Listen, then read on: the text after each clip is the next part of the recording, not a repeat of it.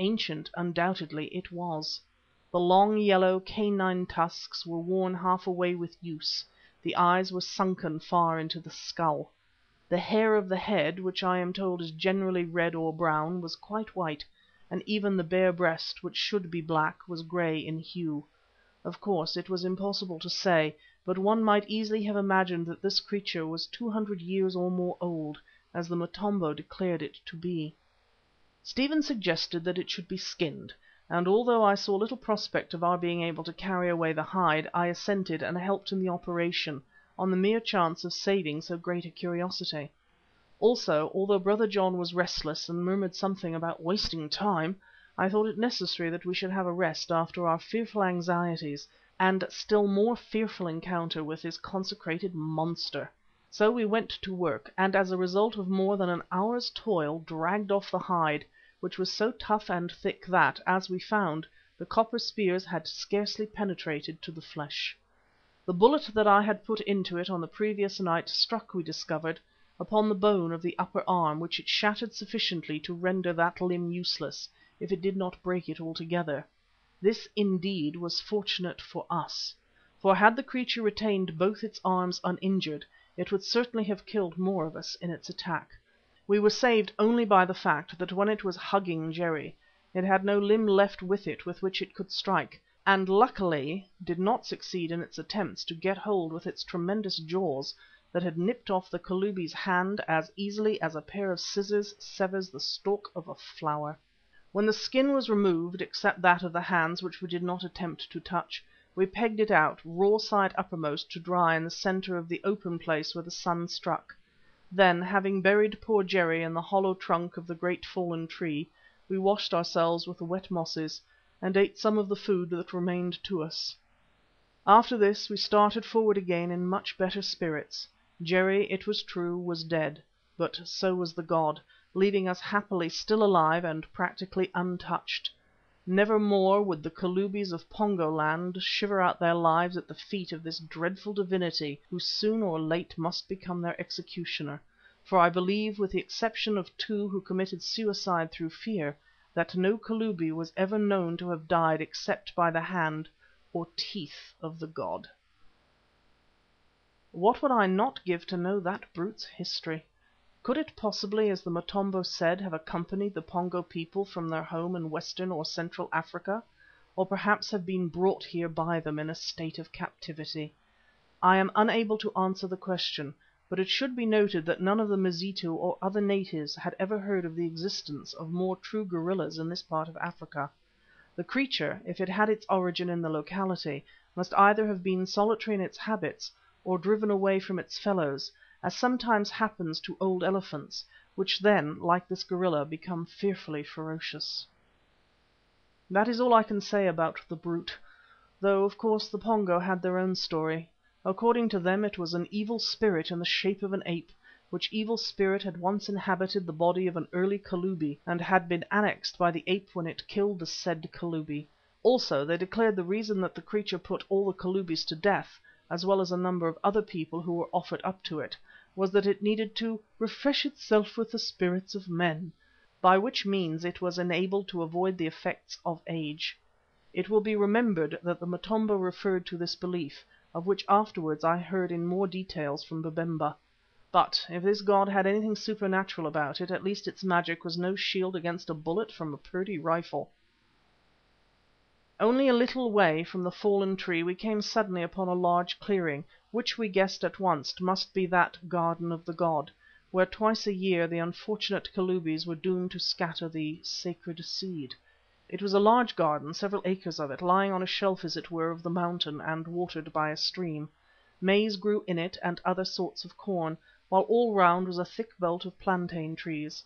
Of course these crops had formed the food of the god who, whenever it was hungry, came to this place and helped itself, as we could see by many signs. The garden was well kept and comparatively free from weeds. At first we wondered how this could be, till I remembered that the Kalubi, or someone, had told me that it was tended by the servants of the Mother of the Flower, who were generally albinos or mutes. We crossed it and pushed on rapidly up the mountain, once more following an easy and well-beaten path. for now we saw that we were approaching what we thought must be the edge of a crater. Indeed, our excitement was so extreme that we did not speak, only scrambled forward.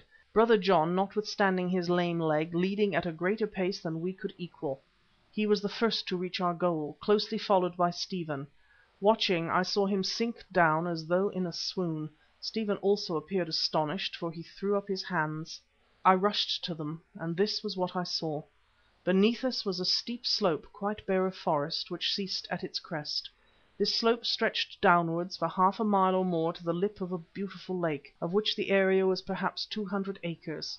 Set in the centre of the deep blue water of this lake, which we discovered afterwards to be unfathomable, was an island not more than 25 or 30 acres in extent, that seemed to be cultivated, for on it we could see fields, palms, and other fruit-bearing trees. In the middle of the island stood a small near house thatched after the fashion of the country, but civilized in its appearance, for it was oblong, not round, and encircled by a verandah and a reed fence.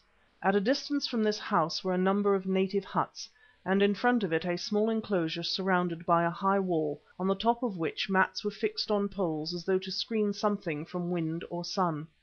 "The Holy Flower lives there, you bet," gasped Stephen excitedly. He could think of nothing but that confounded orchid. "Look, the mats are on the sunny side to prevent it scorching, and those palms are planted round it to give it shade." "The Mother of the Flower lives there," whispered Brother John, pointing to the house. "Who is she? Who is she? Suppose I should be mistaken after all. God, let me not be mistaken, for it would be more than I can bear." "We had better try to find out," I remarked practically, though I am sure I sympathized with his suspense, and started down the slope at a run. In 5 minutes or less we reached the foot of it, and breathless and perspiring though we were, began to search amongst the reeds and bushes growing at the edge of the lake for the canoe of which we had been told by the Kalubi. What if there were none? How could we cross that wide stretch of deep water? Presently Hans, who, following certain indications which caught his practised eye, had cast away to the left, held up his hand and whistled. We ran to him. "Here it is, Baas," he said, and pointed to something in a tiny bush-fringed inlet, which at first sight looked like a heap of dead reeds. We tore away at the reeds, and there, sure enough, was a canoe of sufficient size to hold 12 or 14 people, and in it a number of paddles. Another 2 minutes and we were rowing across that lake. We came safely to the other side, where we found a little landing stage made of poles sunk into the lake. We tied up the canoe, or rather I did, for nobody else remembered to take that precaution, and presently were on a path which led through the cultivated fields to the house. Here I insisted on going first with the rifle, in case we should be suddenly attacked. The silence and the absence of any human being suggested to me that this might very well happen, since it would be strange if we had not been seen crossing the lake. Afterwards I discovered why the place seemed so deserted. It was owing to 2 reasons. First, it was now noontime, an hour at which these poor slaves retired to their huts to eat and sleep through the heat of the day. Secondly, although the Watcher, as she was called, had seen the canoe on the water, she concluded that the Kalubi was visiting the Mother of the Flower, and according to practice on these occasions, withdrew herself and everybody else, since the rare meetings of the Kalubi and the Mother of the Flower partook of the nature of a religious ceremony and must be held in private. First we came to the little enclosure that was planted about with palms and, as I have described, screened with mats. Stephen ran at it and, scrambling up the wall, peeped over the top. Next instant he was sitting on the ground, having descended from the wall with the rapidity of one shot through the head. "Oh, by Jingo!" he ejaculated. "Oh, by Jingo!" And that was all I could get out of him, though it is true I did not try very hard at the time. Not 5 paces from this enclosure stood a tall reed fence that surrounded the house. It had a gate also of reeds, which was a little ajar. Creeping up to it very cautiously, for I thought I heard a voice within, I peeped through the half-opened gate. 4 or 5 feet away was the verandah, from which a doorway led into one of the rooms of the house, where stood a table on which was food. Kneeling on mats upon this verandah were 2 white women, clothed in garments of the purest white, adorned with a purple fringe, and wearing bracelets and other ornaments of red native gold. One of these appeared to be about 40 years of age. She was rather stout, fair in colouring, with blue eyes and golden hair that hung down her back. the other might have been about 20. She was also fair,